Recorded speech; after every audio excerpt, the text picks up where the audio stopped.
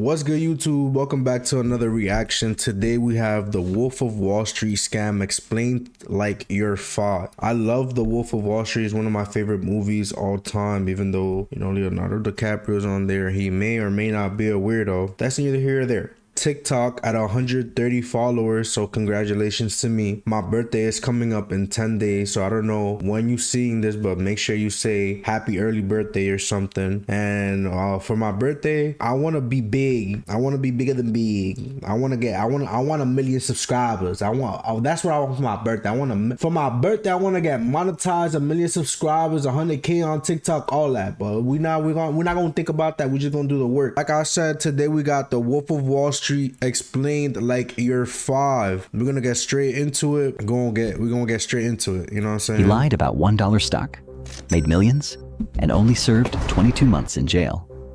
Then, would y'all spend 2 years in jail if you knew that at the end of those 2 years it would be millions waiting for you? Worth it. Hollywood turned his crimes into a blockbuster. This is the story of Jordan Belfort, the man who scammed America and got rich again doing it. And the wildest part, people still cheer for him. Okay. The Bayside, origins, Queens, 1962. Okay, my son is from New York, Harlem. A working-class Jewish neighborhood where dreams were modest and ambition had a ceiling. But one kid, Jordan Belfort, had no interest in ceilings. 1 lemon ice, please. For you? 2 for 1, but only if you tell 3 friends. What are you, 12? 16? And I'm gonna be rich. By summer's end, he made 20 grand selling Italian ices. At 16, most teens would have blown it on a Camaro. Little ice cream, 20 bands is crazy. Okay. Jordan? He enrolled in dental school. First day, the dean stood up and said, "If you're here to get rich, you're in the wrong profession."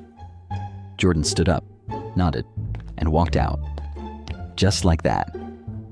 Because he wasn't there to clean teeth. He was there to get rich. And this was not the path. Next stop, meat. After college, Jordan launched a door-to-door meat and seafood business. Yes. Wait, but what did he major in college? Like, you just skip mad steps. Really? You sell what now? USDA Prime, ma'am. Flash frozen, hormone-free, and cheaper than your local butcher. I don't eat red meat. Fantastic. Let me show you our premium salmon fillets. It was messy, scrappy, but surprisingly successful. $100,000 a month in sales, with no... Nah, 100K from selling meat and pussy? That adds up. Trucks, no storage, no clue. Just Jordan. Hustling, grinding, melting steaks in the back seat. Late deliveries, spoiled meat, mountains of unpaid invoices. It all caught up fast. Within months, the business went bankrupt. But in the wreckage, Jordan found something that turned out to be his superpower. The product didn't matter. Steaks, surfboards, stocks. You? Yes, you. You could sell anything. It's all about heart, bro. It's all about what you put your mind to. And just like that, the salesman was born. I'm gonna stop pausing because I'm trying to get through this video. I'm trying to upload for y'all, but I'm gonna just let y'all know that I'm gonna stop pausing, you feel me? He needed a better payout. Enter Wall Street. Jordan landed an entry-level job at LF Rothschild, a legit firm with suits, quotas, and cocaine in the bathroom stalls. It was the 1980s, after all. This was where he got his first taste of real money, real greed, and real power. He learned how the markets moved, how the brokers talked, and most importantly, how they sold. But suddenly, October 1987 came. It's Black Monday. Phones stop ringing. Brokers stare at the crashing ticker. The markets crashed. Jordan was fired. But while others mourned... Bro, what do that even mean? Like, you might have to explain this shit like I'm a 2-year-old, because what does that even mean? Jordan saw something else. An opportunity. He discovered penny stocks. Pink sheet garbage no serious broker would touch. Unregulated, illiquid. But here's the magic. 50% commissions. Okay. Same pitch. Is that 10 a lot? times the reward. No fancy degrees required. Just a fast phone and a faster mouth.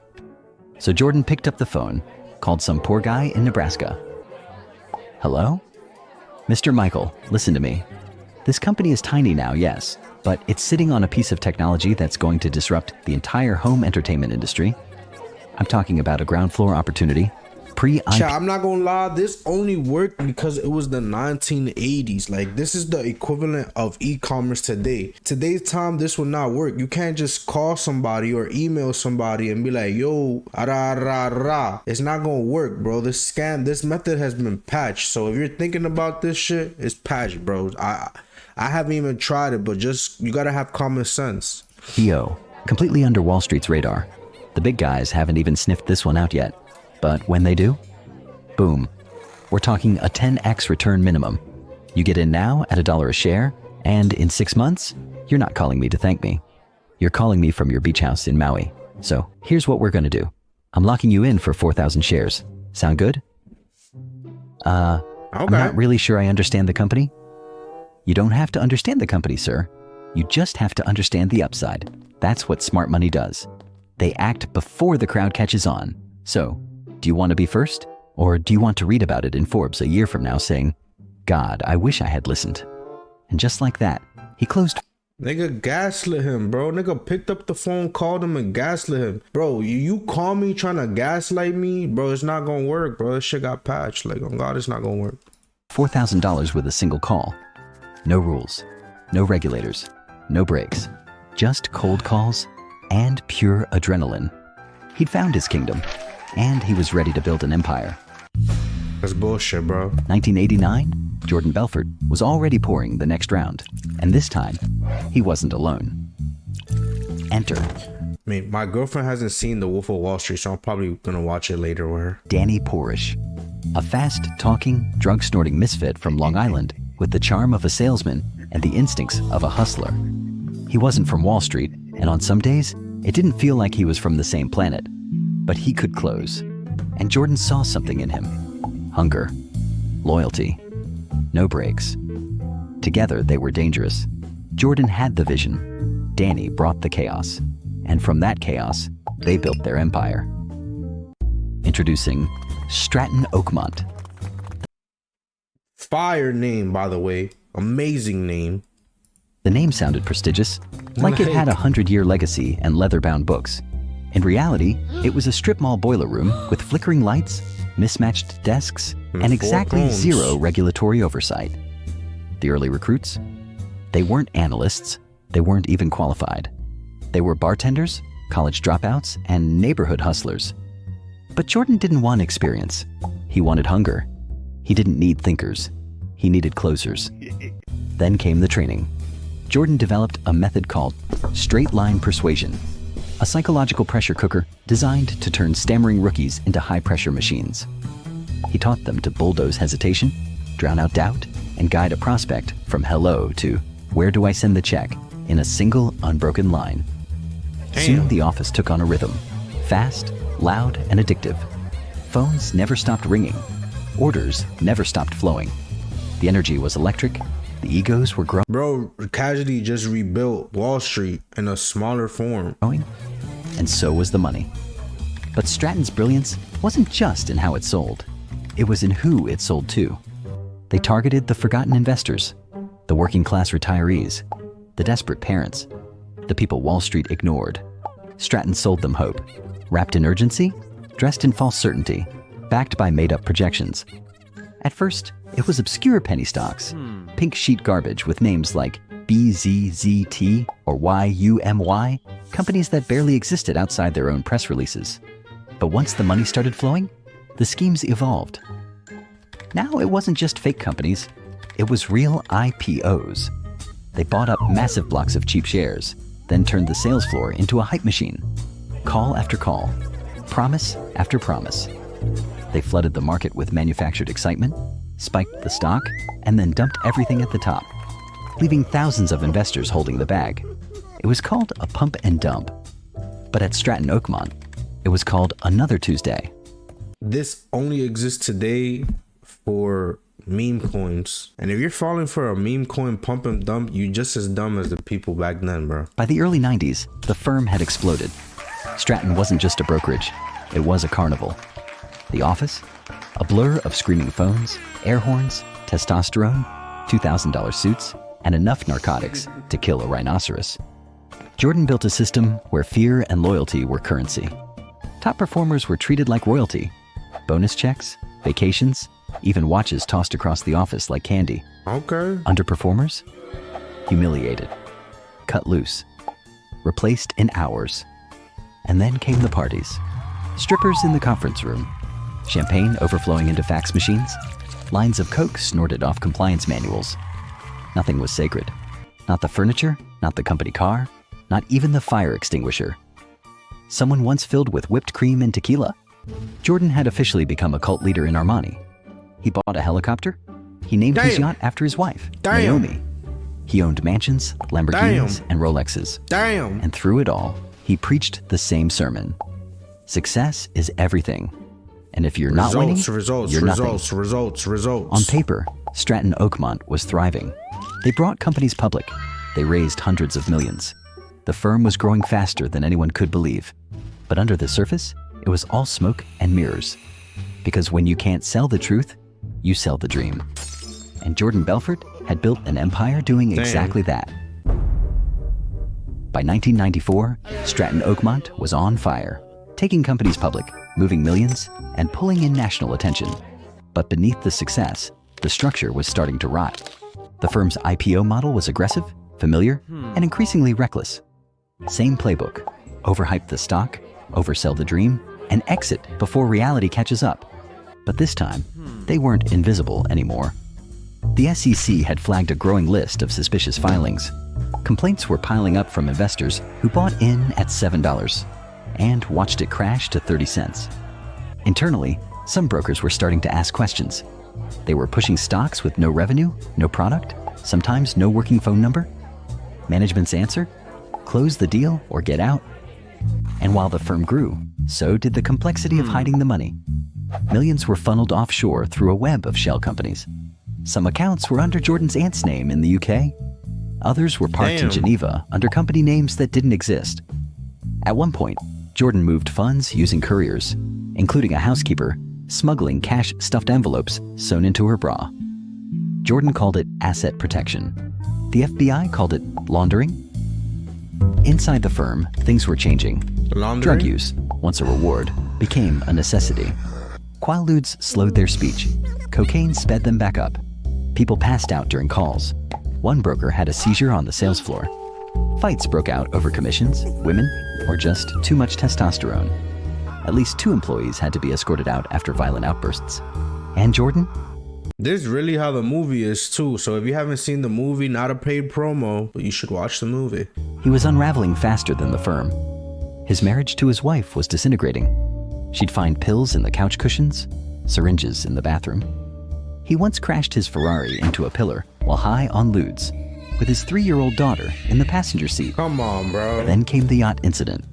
In June 1996, against the captain's warning, Jordan insisted they sail from Italy to Sardinia during a storm. He was drunk, high, and convinced nothing could touch him. The Naomi began to take on water in the middle of the Tyrrhenian Sea. On board, Jordan, his wife, their daughter, and over $2 million in jewelry and narcotics. They had to be rescued by the Italian Navy. The yacht was destroyed. Jordan survived. But something inside him didn't. Back in New York, the walls were closing in. Journalists from Forbes and the Wall Street Journal had begun poking around. Former employees were talking. But most dangerous of all was Gregory Coleman, bacon cheese an agent with the burger. FBI's Financial Crimes Division. Coleman didn't just see red flags. He smelled blood. He quietly began piecing together a timeline. He pulled Stratton's cold call scripts, subpoenaed wire records, tracked real estate purchases that didn't. Hold on, let's see the script. Good afternoon, Mr. Stevens. This is John from Stratmont Oakman. I'd like to tell you about an investment opportunity that will definitely make you money. Okay, I'm gonna say the stock is about to explode, trading at just $2 with projections of up to $10 this year. Serious investors are already moving in. Let's lock you in now before the window closes. Type shit. Match reported income. He found that Jordan was withdrawing cash in patterns, $50,000 at a time in cashier's checks, layered through casinos and art galleries. Coleman knew what it meant. So did Jordan. eventually. What Jordan didn't know was that some of his own brokers had flipped. One had been caught on a separate fraud charge. Another was burned by an unpaid bonus. They wore wires, recorded calls, turned over folders, and as the heat rose, more jumped ship, not out of morality, but self-preservation. Then came October 1996. Federal agents raided Stratton Oakmont. Yeah, I'm not gonna lie, they came out like 1990. They had six, bro. They went gold, they went platinum 6 years in a row. It's too late, bro. It's way too late. They arrived just after sunrise. Phones were ripped from desks, filing cabinets emptied, hard drives were copied, employees were questioned. Someone tried to flush documents. Another tried to walk out with a briefcase full of shredded contracts. It didn't matter. The FBI had what it needed, but Jordan still wasn't done. In early 1997, while under investigation and explicitly told not to move funds, he wired $2 million to Switzerland. The transaction was traced. The conversation about it had been recorded. That single transfer became the thread that unraveled everything. The chase was over, and the fall had begun. By late 1998, Belfort was out of moves. The FBI had the recordings. The SEC had the filings. The empire he built on cold calls and false promises had finally collapsed. And now it was his turn. He was facing up to 30 years in federal prison. Wire fraud, securities fraud, money laundering. The charges alone could have... I mean, he did that shit. He definitely did that shit. Buried him. So, Jordan did what he always did. He sold. Not stocks, but information. He flipped. He cooperated. He wore a wire. And one by one, the people who once worshipped him were handed over like receipts. Over 30 employees were indicted. That's fucked. Brokers, partners, friends. Some of them had joined Stratton right out of high school. They learned how to sell from Jordan. They followed his playbook. And now they were paying for it. Some served more time than he did. Jordan? He got 22 months in a minimum security facility.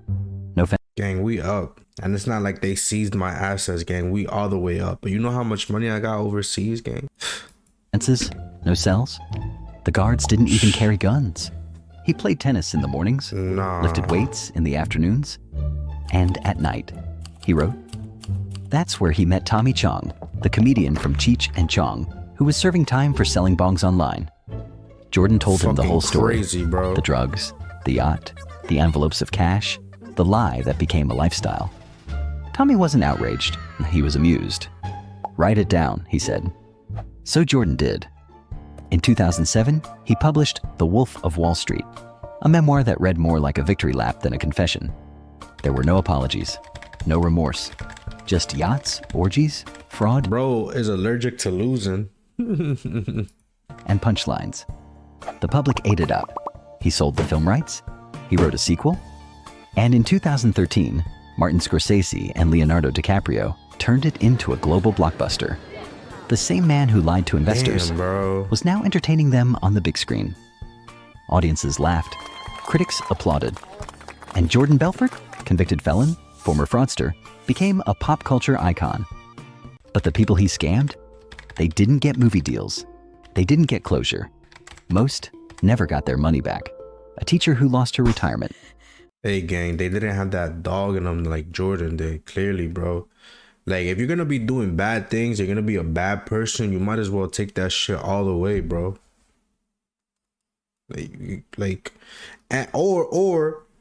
Or if you're a good person and you get done dirty like this, you got to figure something out, gang. You got to figure something out. A war veteran who invested his life savings. A family who remortgaged their home for the next big thing. They were left with debt. With nothing. The court ordered Jordan to pay $110 million in restitution. To this day, only a fraction has been paid. The rest vanished into offshore accounts, real estate trusts, and legal loopholes. He claims he's working on it. The victims are still waiting. But Jordan, he's doing fine. He's a motivational speaker now, a sales coach, a podcast host. He sells success, teaches ethics, books stages around the world. He wears the name The Wolf, like it's a badge of honor, not the scar it should be. He didn't just escape justice, he sold it. Turned 22 months into a book deal, turned fraud into fame. And maybe the scariest part? We applauded. I was guilty of being greedy, We're he once mad and said. serious. But so is everybody else. Maybe that's why he got away with it. Because deep down, we never wanted him punished. We wanted to be him. Make sure you leave a like, make sure you leave a comment, make sure that you watch this with your boyfriend, watch this with your girlfriend, watch this with your mom, watch this with your dad, watch this with your little sister, watch for your big brother, everybody. Like a million subs by the end of March. Let's do it.